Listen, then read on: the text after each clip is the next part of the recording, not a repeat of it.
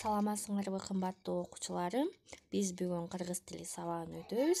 Биз сабагыбызды баштарда көңүлдүү көнүгүүнү жазып алалы. Кана баарыбыз чогуу жазайлы.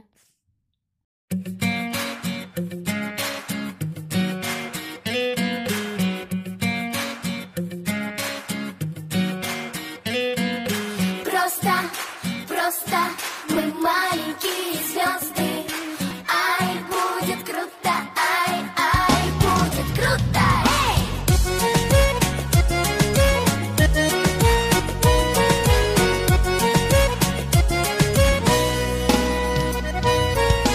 Если у тебя нет друга,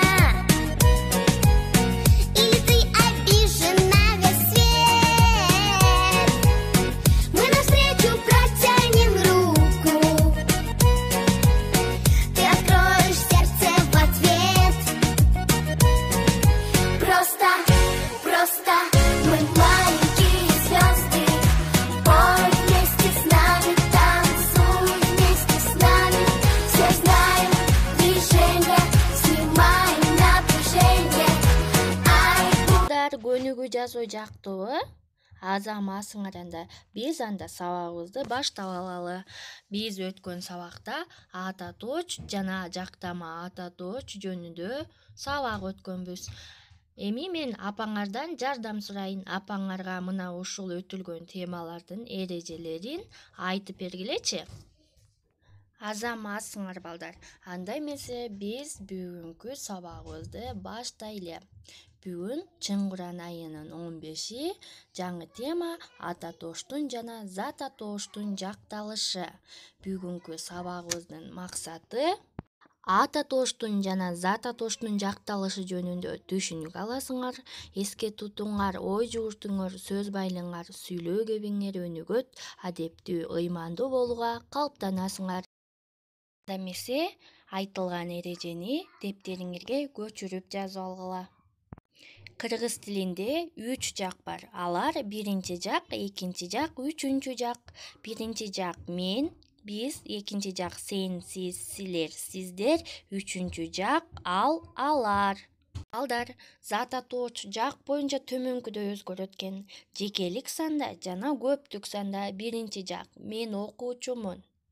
Экинчи жак сен окуучусуң, үчүнчү жак ал окуучу. Көптүк санда биз окуучубуз, силер окуучусуңар, сиздер окуучусуздар, алар окуучулар болуп бөлүнөт экен. Эсибизге сактап алабыз, дептерибизге туура так таза көчүрүп жазабыз. Анда балдар эрежени жазып алсаңар, мен силерге адептүүлүк текстин окуп берейин. Кун коюп окула. Бир илимпоз киши бир бай менен сүйлөшүп турган эле. Ошол кезде алардын жанынан бир жарды адам өтүп бара жатып, окумуштууга ийилип салам берди. Окумуштуу башын андан да төмөн ийип саламдашты.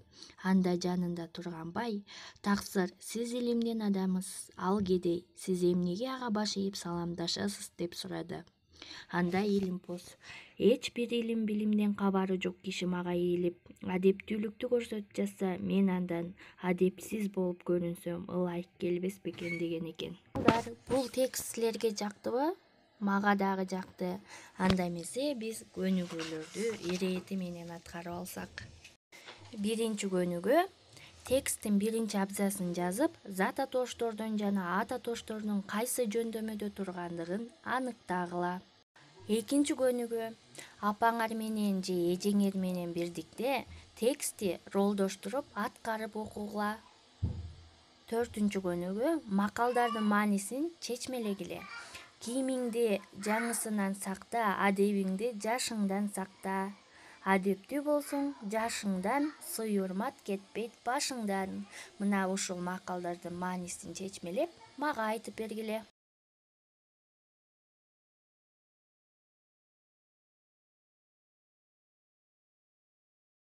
Бешинчи көнүгүү: кластерди толтургула.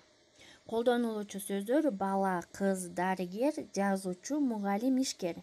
Мына ушул айтылган сөздөрдү колдонуп, силер мен, сен, ал деген сөздөргө кластер түзөсүңөр.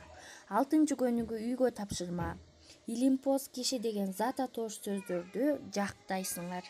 Балдар, көңүл бөлгөнүңөргө чоң рахмат. Саламатта калгыла. Тапшырмаларын, жоопторун чыдамсыздык менен күтөм.